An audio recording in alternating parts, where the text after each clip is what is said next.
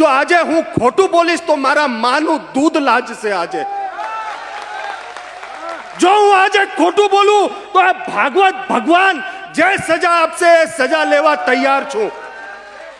આજે જે કઈ કહીશ જેમ કોર્ટમાં કે ભગવત ગીતાની શપથ લઈને કહો સત્ય કહો છો કે નહીં, હું આ ભાગવત ભગવાનની શपथ લઈને કહું છું कि आज इस भागवत भगवान के ऊपर हाथ रख के कहता हूं जो कहूंगा सत्य के सिवा कुछ नहीं कहूंगा।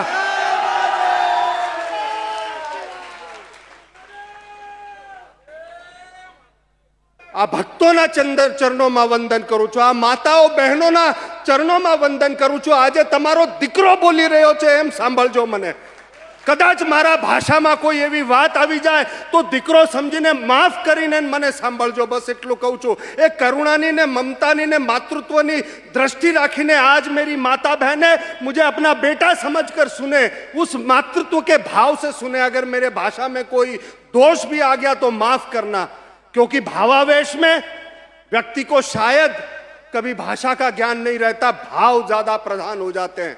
मेरे सभी भाईगण मित्रगण, यहां पर जूनागढ़ के लोग और टीवी पर सुनने वाले सभी साधु संत, इस देश के सभी लोग, मैं आप सबसे भी कहना चाहता हूं कि केवल एक मेरी जगह पर आज जो मैं कहता हूं उस जगह पर अपने आप को रख के देखना, उस भाव से सुनना और फिर निर्णय करना। कभी कभी आधी अधूरी बातें सुन कर हम जिस तरह से निर्णय कर लेते हैं और उससे जितना सत्यानाश होता है उसका जिम्मेदार कौन, उसका जिम्मेदार कौन, बहुत जरूरी है यह समझना। तो मैं सबसे पहले सबके चरणों में वंदन करता हूं, सुनने वाले, टीवी के माध्यम से सुनने वाले और भारत भर के सभी अखाड़ों के, सभी संप्रदायों के सनातनी संतों के चरणों में वंदन करता हूं। केम के मने आ सीताराम साधुनो विष्णु नारायण पण जोईए, स्वामी नारायण पण जोईए अने नमो नारायण पण जोईए। मारा सनातनना टुकड़ा थाय ए हूं सहन नहीं करूं, मने बधा भेगा जोईए छे। कदाच अमारामां कई एकाबीजाना वांदा हशे, अमे भांडेडा भेगा थशुं, एकाबीजा जोडे बांधी लेशुं, पण अमे भेगा रहीने अमने बीजुं युद्ध लड़वानुं छे साहेब। आ विधर्मीओथी गिरनारने बचाववो छे साहेब, विधर्मियों से इस गिरनार को बचाना है। हम सबको एकत्रित होकर ही चलना पड़ेगा। सनातन के टुकड़े मैं नहीं सहन कर सकता। तो आज उस भाव से मैं बात कर रहा हूं। सबसे पहले संतों का वंदन करके आशीर्वाद लेकर, आपका आशीर्वाद लेकर के, और पत्रकारों को बहुत बहुत मैं अपने हृदय से स्वागत करता हूं। आज का ये बात जो कुछ भी मैं कहने जा रहा हूं, मैं दो हाथ जोड़ करके विनती करता हूं इस देश के प्रधानमंत्री नरेंद्र मोदी जी से, इस देश के गृह मंत्री अमित शाह जी से और इस राज्य के मुख्यमंत्री भूपेंद्र भाई पटेल से। मैं जो कुछ भी कह रहा हूं उसमें मेरा स्वार्थ कुछ भी नहीं है। सभी साधु संतों को, सभी अखाड़े के और सभी संतों को, इस देश के संतों को, कि अब वक्त आ चुका है कि हमें सोचना पड़ेगा और उसके लिए कदम उठाना पड़ेगा। ऐसा वक्त आ चुका है। इसलिए मेरे दो हाथों जोड़कर विनती करता हूं कि आप मुझे धैर्य से सुनना और फिर निर्णय करना। और यदि आपको लगता है कि सत्य है तो बाहर आके अब आपको बोलना पड़ेगा, क्योंकि नहीं बोलोगे तो कभी नहीं बदलेगा, बोलोगे तो अभी से बदलाव शुरू हो जाएगा, परिवर्तन शुरू हो जाएगा। बोलना तो पड़ेगा, बोलना पड़ेगा।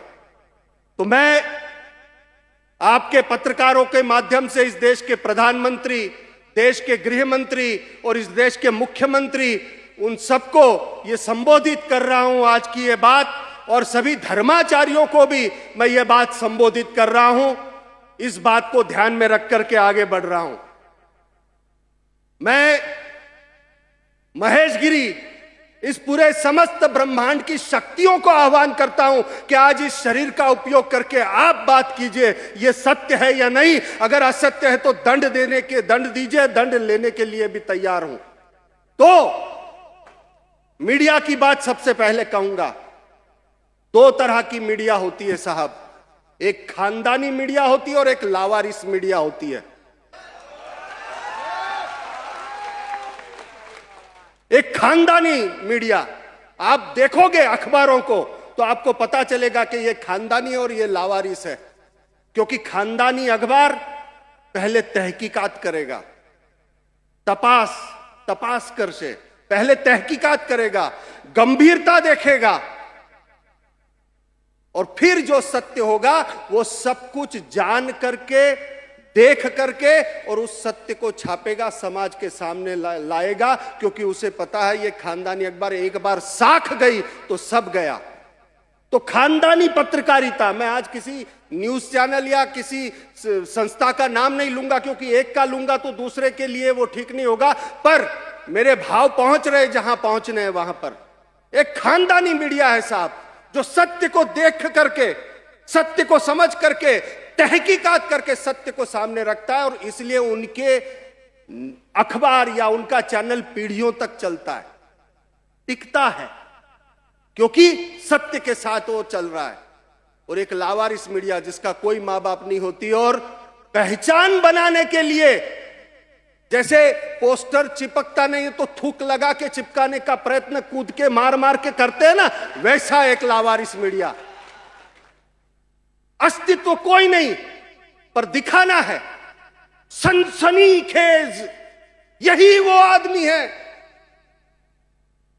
सत्य है तो ठीक है, लेकिन अगर सत्य नहीं है तो उस इंसान के भीतर क्या आप बो रहे हो, उसकी जिम्मेदार कौन रहेगा साहब? जब तिरुपति के वहां पर श्री काची कामाकोटी पीठ के शंकराचार्य जी के ऊपर इतना सब कीचड़ उछाला गया, अंत में सुप्रीम कोर्ट ने उनको निरपराध जाहिर किया, पर इतना सब नुकसान हुआ था, उसका जिम्मेदार कौन जिम्मेदार है उसका? कभी कोई दुश्मनी से भी कीचड़ उछालता है, कभी कोई पैसे की लालच में कीचड़ उछालता है, कभी कोई द्वेष से कीचड़ उछालता है, पर सत्य क्या है ये सुने बगैर, जाने बगैर आप अगर किसी को अपने कोर्ट रूम में, मीडिया के ट्रायल में उतारना चाहते हो तो पहले सत्य तो जानो। मैं धन्यवाद देता हूं उस मीडिया को जो खानदानी है, और मैं धन्यवाद उसको भी देता हूं जो लावारिस है, कि तुम्हारी औकात है उतना तुम आजमा लो। आज तो मेरे कपड़े उतार लो, ये चमड़ी भी उधेड़ के ले लोगे तो भी सत्य नहीं छोड़ूंगा, धर्म नहीं छोड़ूंगा।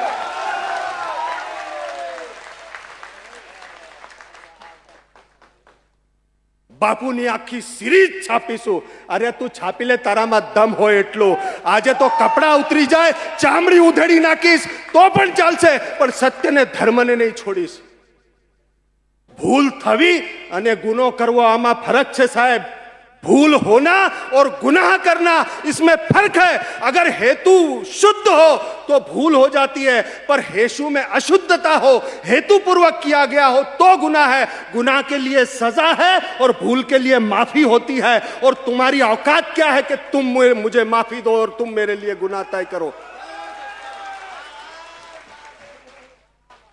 हिम्मत है उतना छाप.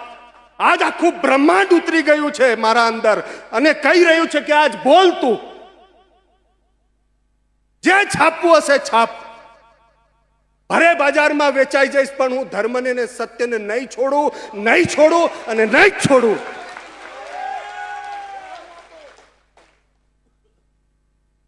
आक्षेपों करो. आज तो छेल्ली भी को, आज तो आखिरी डर है ना, वो भी निकल गया साहब. आखिरी डर कि अगर ये बात बाहर आ जाएगी तो क्या होगा, वो भी निकल गया साहब. है क्या तुम्हारे पास? आज आके हॉटलाइन का कटका देखो, देखो दी, ये हॉटलाइन है, ये खबर है, वो है ये. अरे छे शू सत्य डोबा, पेला पेला झांकीने तो जो. मैं अपने जीवन से वो बात करना चाह रहा हूं आज. लगभग सब, मैं ये नहीं कहूंगा सभी साधु, लेकिन लगभग साधुओं की पीड़ा व्यक्त करने जा रहा हूं जो आज तक कभी नहीं हुई अपने जीवन से. क्योंकि मैं किसी के जीवन को उधार लेकर के अपनी बात नहीं रखना चाहता. मैं अपने जीवन से कहना चाहता हूं, और सांत्वना के लिए नहीं, सिंपथी के लिए नहीं, पर जो सत्य है वो मुझे सामने रखना है. इसलिए जो सत्य है वो मुझे सामने रखना है. इसलिए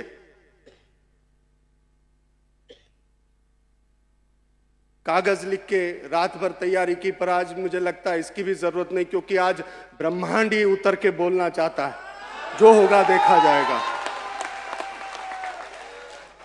जो होगा देखा जाएगा। मैं महेश गिरी, मेरी मां के कोख से जन्म हुआ मेरा। मेरी मां का नाम सरस्वती, मेरे पिता का नाम विष्णु व्यास। नासिक में जन्म हुआ। बचपन से ही संस्कार धर्म के, साधु संतों के, सेवा के, और उस सेवा और धर्म को देख करके भीतर इच्छा हुई। एक जीवानंद करके साधु थे, उनके साथ हिमालय की यात्रा पे निकला, और आज भी वो व्यक्ति जीवंत है, मुंबई में बैठा है। हर पूर्णिमा को पूर्णिमा भरने आता है मंदार महेंद्रले। वो है, जीवित है, साक्षी है।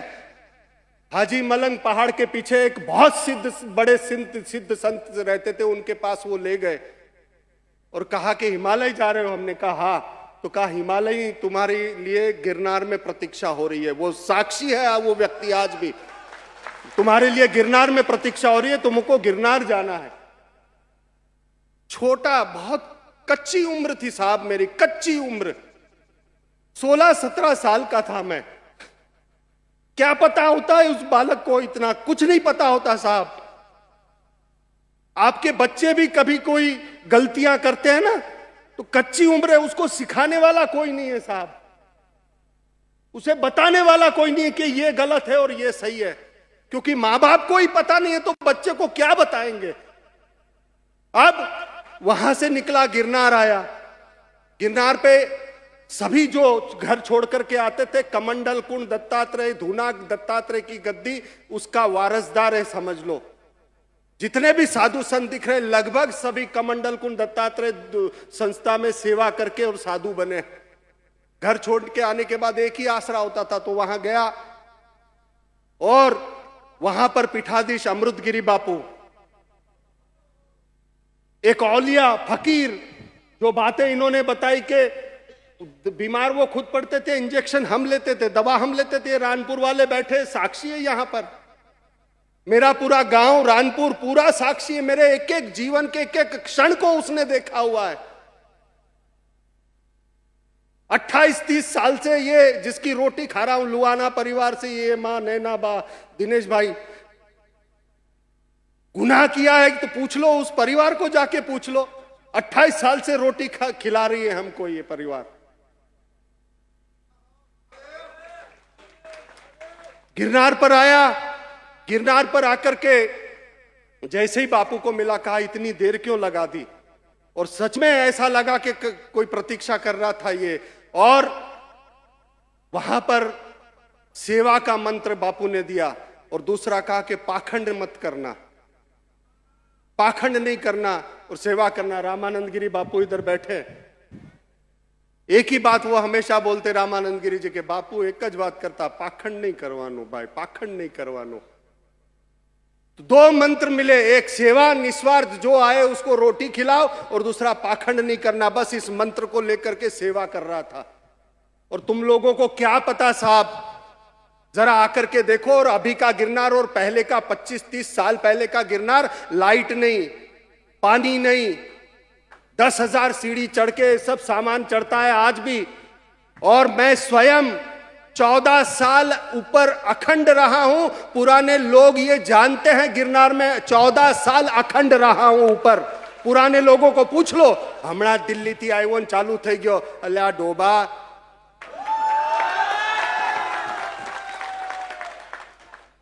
આ કૃષ્ણકાંત ભાઈ બેઠા છે, પૂછો એને।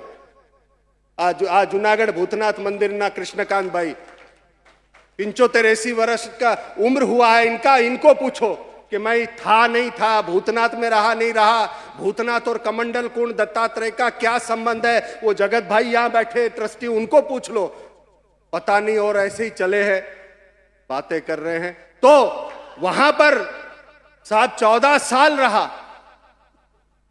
रोज 40 किलो आटे की रोटी बना करके अन्न छत्र चलाता था। साढ़े तीन चार किलोमीटर नीचे जंगल में जाके पानी के डिब्बे भर भर के इस कंधों पे लाकर के उस अनछत्र को चलाते थे।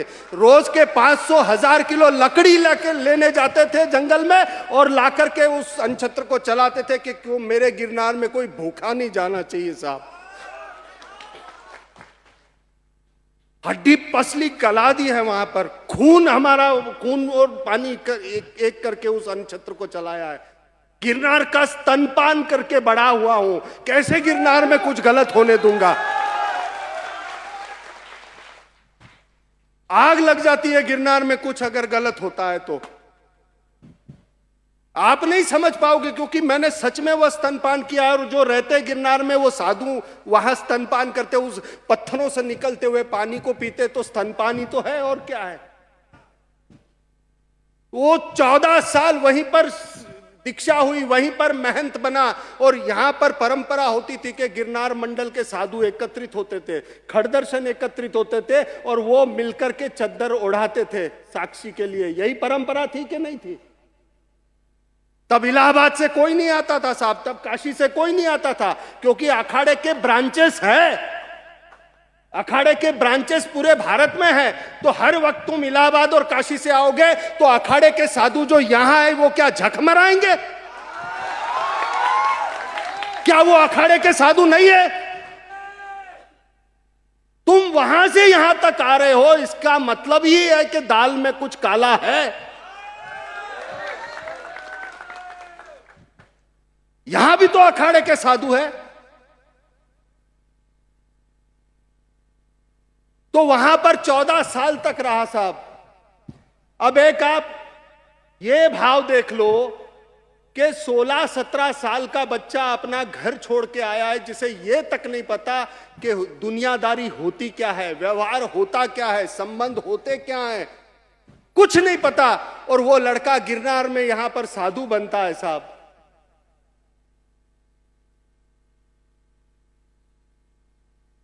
दीक्षा हुई, मुझे साधु महात्मा धैर्य से सुनना, बीच में कोई निर्णय मत करना, धैर्य से सुनना, क्योंकि आज मैं सब सत्य बताऊंगा।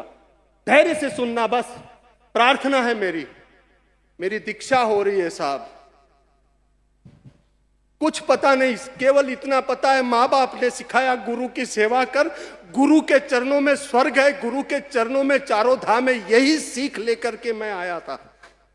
अमृतगिरी बापू ने वही दीक्षा मुझे दी, वही दीक्षा लेकर के, और उनका स्वर्गवास हो गया और पंच गुरु बने। चोटी गुरु तनसुखगिरी बापू बने, बाकी बचूगिरी बापू, टाटमगिरी बापू और ऐसे सब बने। अब कहा गया कि गुरु के चरणों में चारों धाम होते हैं। गुरु को कुछ नहीं पता।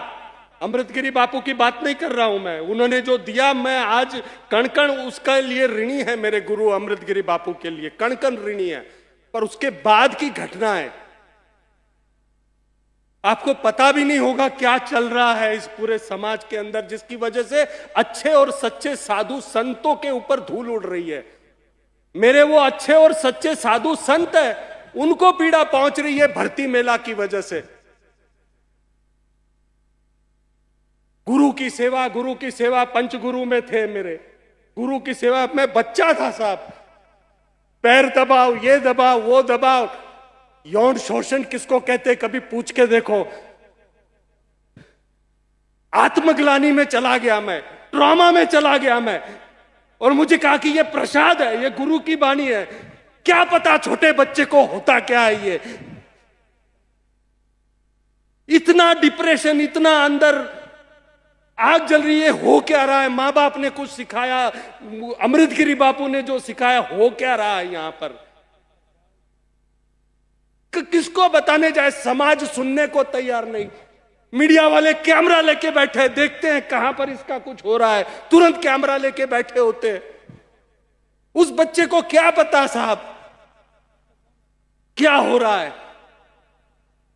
ये प्रेमगिरी ने एक बच्चे का यौन शोषण किया, वो बच्चा मीडिया में आकर के चिल्ला के बोल रहा है, केस तक दर्ज होने नहीं दिया। क्या ऐसे पापी का सत्यानाश नहीं होना चाहिए। वो बच्चा गुम हो गया है आज। और उसको अंबाजी की गद्दी की चद्दर उड़ा रहे हो। शर्म करो हरिगिरी, पाप के भागीदार। कहां जाता, क्या करता, इधर उधर बात करके कोई सुनने को राजी नहीं, और ऐसे ही आते आगे चलता गया। मैं ये कहता हूं कि भूल हुई होगी, मेरे से भूल हुई होगी। मैं बार बार भागवत के मंच के कह रहा हूं, भूल हुई होगी, पर गुनाह और पाप नहीं किया है। ये मैं अपनी सभानता से कहता हूं कि मैंने कोई आज तक गुनाह नहीं किया और कोई पाप नहीं किया।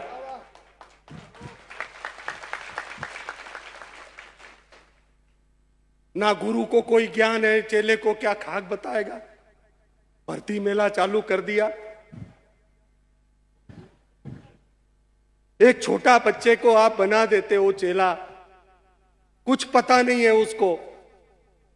उसके अंदर ये आज काम वासना की बातें कर रहे थे महादेव प्रसाद जी व्यासपीठ से, उसके भीतर काम वासना उठ रही है। उसको बोल रहे नहीं दबा, ब्रह्मचर्य ब्रह्मचर्य ब्रह्मचर्य, लंगोट टाइट कर, लंगोट टाइट। अरे क्या खाक लंगोट टाइट करेगा, जो हो रहा है उसको कहां पर लेकर के जाए।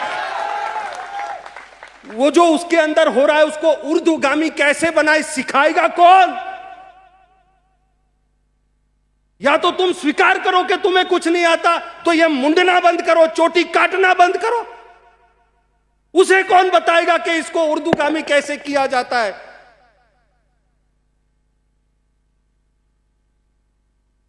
कैसे चलेगा ये।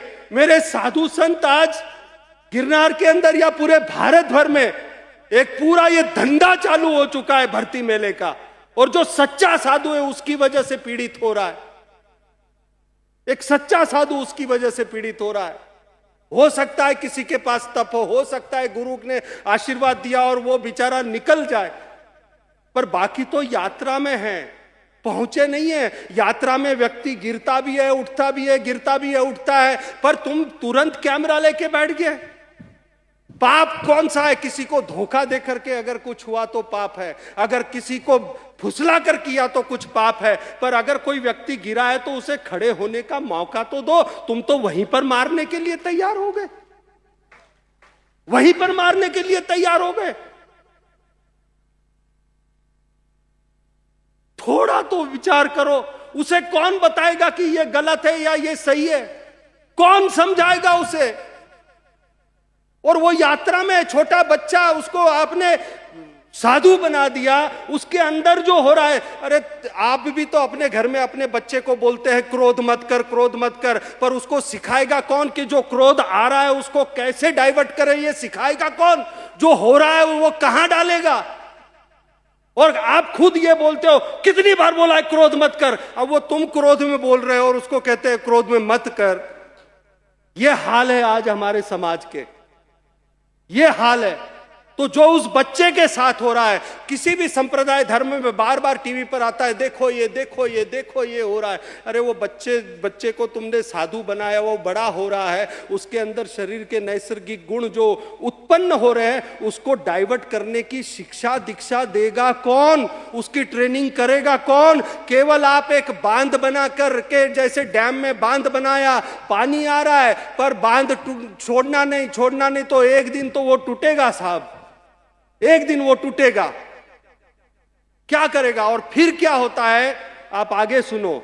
उसकी भूल को गुनाह समझा जाता है, उसकी भूल को गुनाह समझा जाता है और उसको मीडिया में, समाज में, ट्रायल में खड़ा कर दिया जाता है। तो दो ही ऑप्शन बचते हैं उसके पास। क्या, एक, या तो वो अपने आप की आत्महत्या कर ले, या तो आत्महत्या कर ले, या फिर वो जो भूल हुई है बार बार उसको गुनाहगार गुनाहगार बोल के वो गुनाहगार बन जाता है। फिर उसको डर नहीं लगता कुछ करने में, उसको करने में कुछ डर नहीं लगता जो कुछ कर रहा है। क्या करेगा वो, क्या करेगा वो। और ऐसी हालत, डिप्रेशन में, टेंशन में। और आप अभी बोल रहे 5,000 युवतियों ने शिविर आल्या, जरा साचू तो लख। એ દિવ્ય યુવા શિબિર હતી, યુવા શિબિર। તારા મગજમાં યુવતી ભરી છે, એમાં મારો કઈ વાંક છે? અને જૂના લોકોને પૂછી લ્યો, पुराने लोगों को पूछ के देखो क्या था और क्या तुमने किया। बच्चा था मैं, आ गए कि इतना पैसा दो तो नहीं छापेंगे, ये छापेंगे, वो छापेंगे। नया नया था तो बहुत अंदर डर, और क्या अगर ये सच है नहीं है तो भी अगर पता चला तो इस डर के मारे उस डर पर। आज मैं यहां पर खड़ा हूं, डर नहीं है, तो मुझे ये कहने में भी शर्म नहीं है कि मैंने कहा तुझे जो इच्छा होगी छाप लेना। मुझे फोन आया था कि अगर आपने ऐसा नहीं किया तो हम छाप देंगे। मैं तेरी जो औकात है तू कर ले, जे छापो से छाप। एक आखिरी डर है कि ये पता चलेगा तो क्या होगा, वो भी अगर निकल चुका है तो तू क्या छापेगा भाई। तो इतना डिप्रेशन में, इतना टेंशन में, समझ नहीं आ रहा था क्या करूं, आत्मग्लानि में, और समझ नहीं आ रहा था करूं क्या, क्योंकि जो बीत रहा था मेरे ऊपर। ट्रॉमा क्या होता है, कभी किसी ऐसे पीड़ित व्यक्ति को पूछो ट्रॉमा होता क्या है जिसके साथ बचपन में ऐसा कुछ हुआ हो।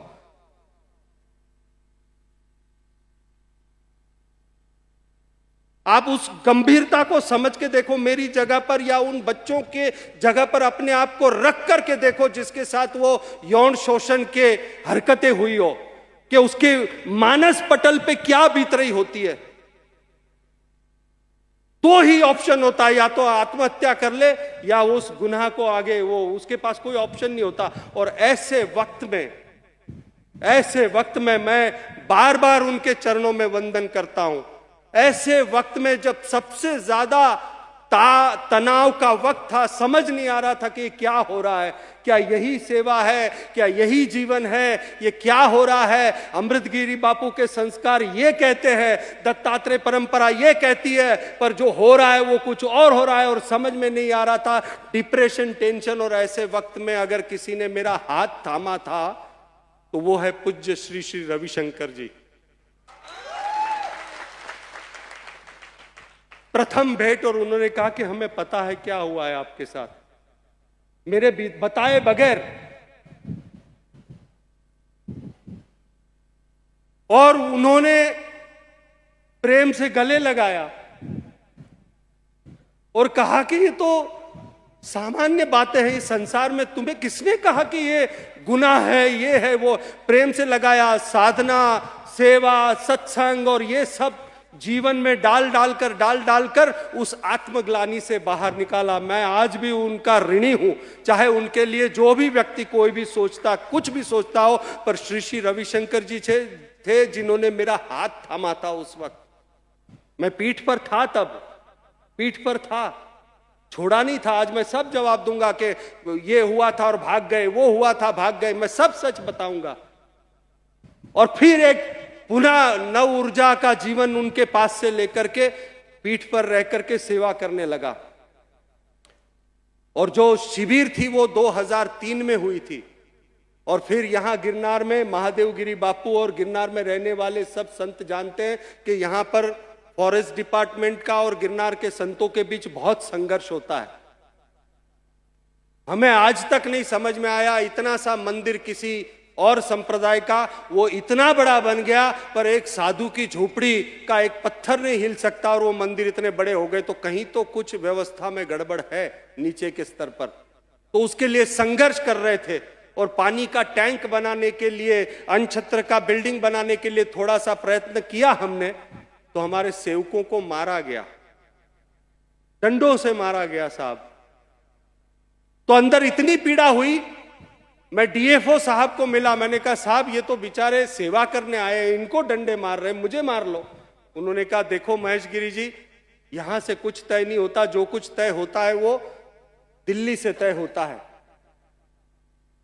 तो गिरनार का एक साधु जिसने पत्थर के सिवा कुछ नहीं देखा, 10वीं पास, क्योंकि 10वीं करके ही गिरनार आया था, और कहा कि दिल्ली जाकर के मैं न्याय मांगूंगा। और मेरा चेला स्वामी, उसको लेकर के मैं गया, आता बैठे, स्वामी को जानते आता, उसको लेकर के दिल्ली गया। और 2005 की बात है, कागज लेकर के गया कि आप थोड़ा सा जमीन हमको दे दो। मेरे कागजों को देख करके उन्होंने ऐसे डाल दिया, ऐसे क्या खैरात में जमीन मिलती है, और वहां पर टूट गया। गिरनार आया, दत्तात्रेय भगवान के चरणों में बहुत रोया कि ये कैसे चलेगा अगर धर्म का ही रक्षण ना हो, धर्म का संरक्षण ना हो और देश के अंदर इतनी तकलीफ हो तो इस व्यवस्था के अंदर भी बदलाव आना चाहिए। और तय किया कि महाराज आपके आदेश से अब दिल्ली जाकर के इस व्यवस्था को बदलने का प्रयत्न करूंगा। और वहां संकल्प किया 2007 में सभी समाज के सामने स्वामी को चद्दर ओढ़ा करके, और फिर उसके बाद गया और वहां पर मैंने ये कहा कि राजनीति के छींटे इस वस्त्र पर नहीं उड़ने चाहिए, क्योंकि उसमें साम दाम दंड भेद सब होता है। तो अखाड़े से बकायदा बात की थी महाराज, अखाड़े से बात किया था, साधु संतों से बात किया था। और वहां पर अब ये मीडिया वाले देखो इसको पैंट शर्ट में, देखो कुर्ता, अल्या कई चांदनी चौक તમે જે છે કે અહીંયા કાળવા ચોક છે, આજો અમે કાળવા ચોક શોધી લીધો, આજો કાળવા ચોક શોધી લીધો। અલ્યા ડોબા કાળવા ચોક પહેલેથી જ ત્યાં હતો, તું નવો છે, તું નવો છે। पैंट शर्ट में देखा, पजामे में देखा, गूगल में डाल दो सब मिलेगा, कोई नया नहीं है। अखाड़े और साधु संतों के साथ बात करके गया और राजनीति के छींटे नहीं उड़ने चाहिए इस वस्त्र के ऊपर जिस दीक्षा में मिले, और उनके साथ बातचीत करके गया था और वहां पर उस व्यवस्था में रहा था, क्योंकि एक ही लक्ष्य था, गिरनार को विधर्मियों से बचाना है और इस देश की व्यवस्था में धर्म की पृष्ठभूमि पर यह व्यवस्था हो जो धर्म का संरक्षण करे, उस हर देशवासी का जो धर्म के साथ जुड़ा है उसका संरक्षण करे। एक ही भाव और कोई स्वार्थ नहीं था। और यह संकल्प किया, उनकी चादर विधि करा के और गया। तो मेरा तो कोई राजनीतिक पीछे परिवार नहीं था, एक संकल्प था, महाराज का आदेश मिला और वहां मैंने चुनाव लड़ा, संसद में चुनाव लड़के सांसद बना, वहां पर कई पदों पर रहा मैं पार्टी में और उसमें, और सब कुछ ठीक चल रहा था। तो पहले आपने कहा कि ये छोड़ के भाग गया था, उसका जवाब दिया कि 2003 में जो बनाव आपने छाप रहे हो, मैं तो 2007 में चादर विधि करके गया था महाराज, 3 साल तक यही था, तब तुम कहां थे मेरे बबलू?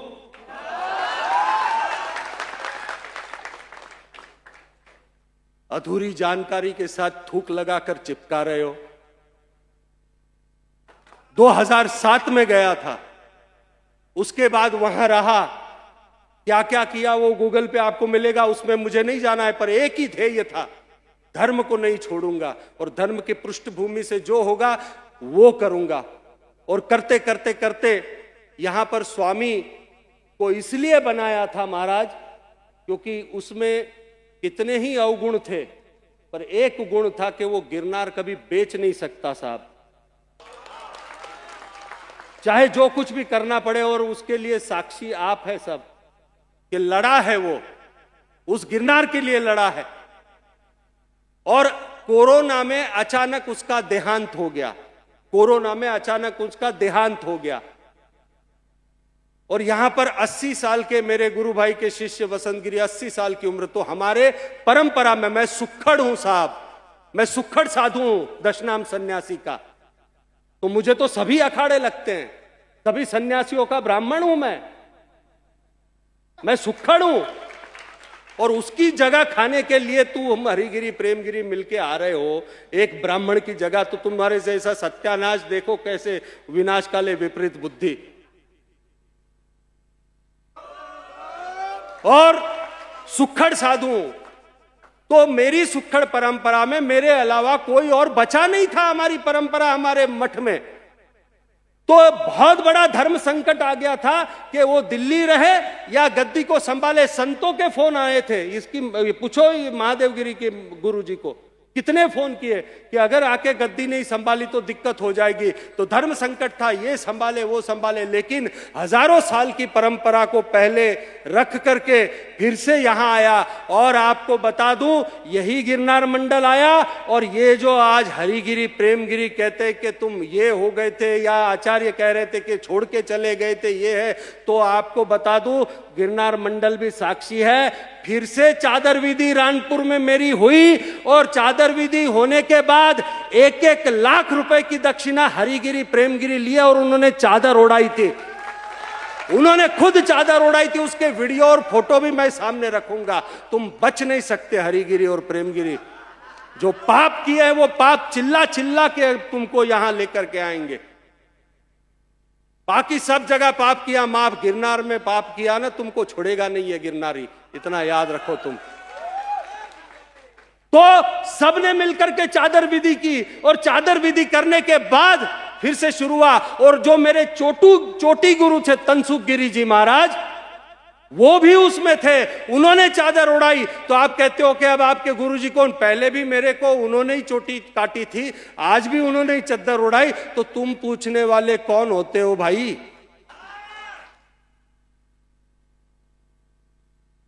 चादर उड़ाई और फिर से गद्दी संभाली, और एक ही मंत्र, रोटलो ने ओट लो,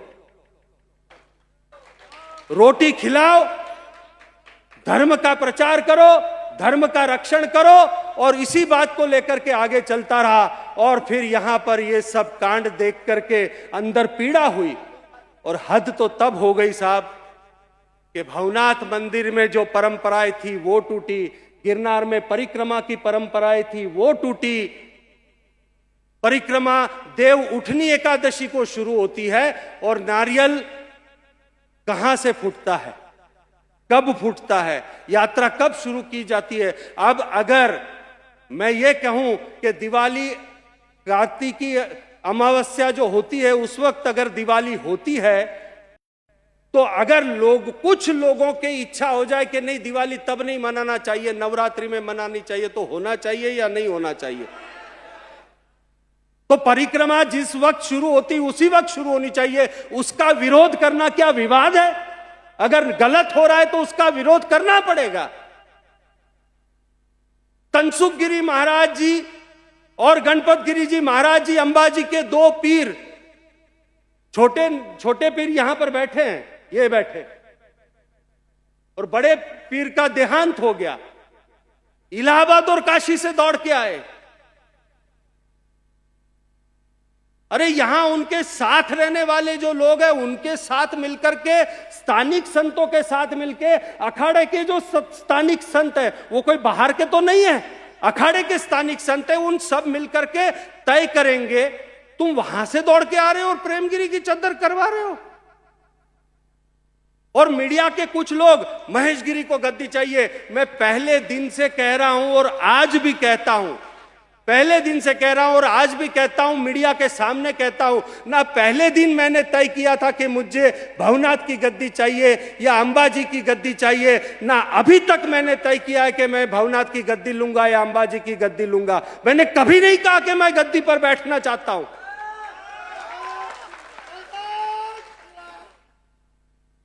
पर गिरनार में गलत होने नहीं दूंगा, गिरनार में गलत नहीं होने दूंगा।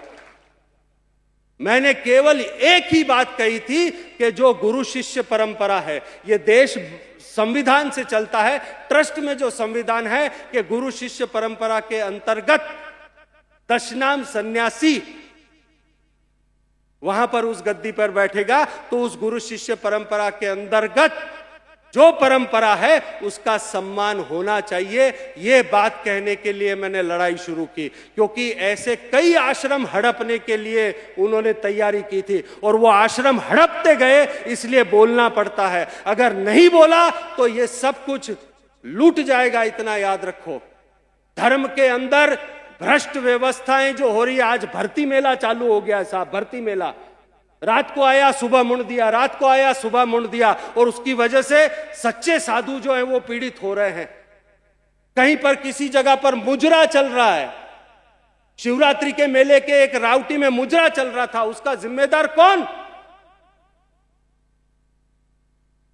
मुझे गिरनार के अंदर आज मेरी बहन बेटी जाती है तो डर लगता है, क्योंकि भगवे में टुन्न होके दारू पी के पड़े हुए रहते हैं।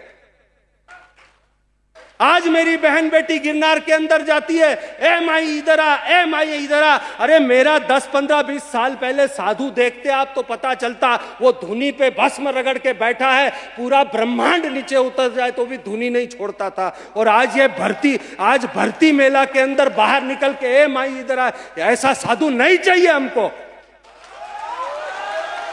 नहीं चाहिए ऐसा साधु। दारू पी के टुन्न होके पड़ा हुआ है, और उसकी वजह से ये दलपत गिरी जी, महादेव गिरी जी, चकाचक और ऐसे सब हमारे ये सीताराम साधु भगवती दास बैठे हैं। पूरा जीवन उन्होंने खून पानी एक करके वहां पर अनछत्र चला करके जीवन निकाल दिया। ऐसे साधु की कद्र नहीं होती। इन धूर्तों को, इन ऐसे लुटेरों को देख करके इन सच्चे साधुओं की कद्र नहीं होती, क्योंकि गिरनार में जाके दर्शन नहीं प्रदर्शन दिखता है। करोगे क्या? यह बदलना होगा, और मुझे पता है यह आसान नहीं है। परिवर्तन कभी आसान नहीं होता, जहर भी पीना पड़ेगा, छींटे भी उड़ेंगे, लेकिन आज मैं तैयार हूं। जो होगा होगा, पर बदल के रहूंगा, बदल के रहूंगा, चाहे जो कुछ भी हो जाए। और मैं भारत के सभी साधु संत मुझे फोन कर रहे हैं कि हमारे यहां पर हरिगिरी ने ये हड़प लिया, हमारे यहां पर ये हड़प लिया, इन्होंने ऐसा किया, इन्होंने गुरु ये चेली का बलात्कार किया, उसने वो किया। मैं कहता हूं, मैं अकेला आवाज यहां से उठा रहा हूं, कम से कम अब तो बाहर आके आप भी तो बोलना शुरू करो। इन दुष्टों को गोली नहीं, अब डंडे मारो। एक हरिगिरी गैंग अखाड़े पे जो कब्जा कर चुकी है, अखाड़ा उसका नहीं है। हरिगिरी का मतलब अखाड़ा नहीं होता, हरिगिरी अखाड़े में है, अखाड़ा हरिगिरी नहीं है। केवल एक गैंग ने कब्जा कर रखा है उस अखाड़े के ऊपर। अखाड़ा हमारे लिए पहले भी भगवान था और आज भी भगवान है, पर केवल एक दो लोगों के लिए अखाड़े की साख आज दांव पे लग गई है, और वो तथाकथित गैंग आज बाहर निकल के चिल्ला चिल्ला के बातें करती है। क्या जूनागढ़ में साधु नहीं है? इलाहाबाद से और काशी से दौड़कर आकर के कब्जा जमाने का काम कर रहे हो तुम। जिसने अपने गुरु का संडास बाथरूम साफ किया 10-15 साल तक, क्या उसका वो नहीं बैठेगा? जिंदगी अपनी दांव पर लगा दी, घर छोड़कर आ गया। तो मैंने पहले भी कहा कि मुझे नहीं चाहिए, मैं भवनाथ की गद्दी पे नहीं बैठना चाहता, मैं अंबाजी की गद्दी पे नहीं बैठना चाहता, और मैंने कभी दावा नहीं किया। पर मैं सिर्फ इतना कह रहा हूं, जिसका हक है उसको दिलाकर रहूंगा, रहूंगा, रहूंगा।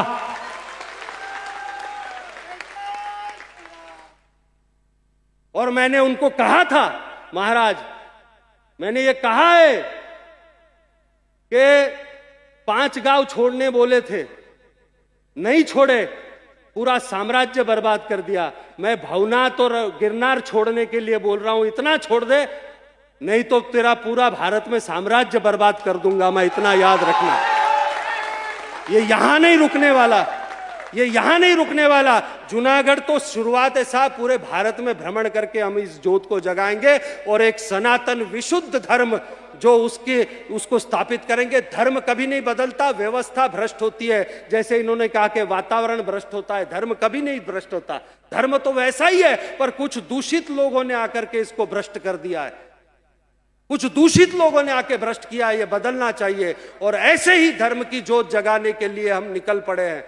और हमें केवल चाहिए तो आप सबका आशीर्वाद, आप सबका साथ।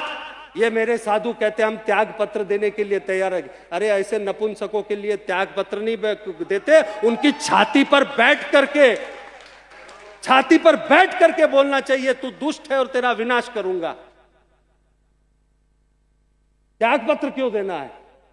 और मैं आपको कहूंगा कि सत्य जब तक पूरा नहीं जानो तब तक कोई निर्णय मत लेना, क्योंकि कभी कभी अधूरा सत्य भी खतरनाक होता है साहब। मुझे नहीं लगता कि इससे ज्यादा मुझे कुछ कहना चाहिए, पर भागवत भगवान की साक्षी में जो कुछ भी मैंने कहा है, सत्य कहा है। मीडिया को अगर कुछ प्रश्न है तो लिख करके भेजे। आज उस हर प्रश्न का जवाब देने के लिए मैं खड़ा हूं, जो भी आपके पास प्रश्न होंगे, मुझे कोई दिक्कत नहीं है। पर मैं इतना ही आग्रह करूंगा, सत्य छापना साहब।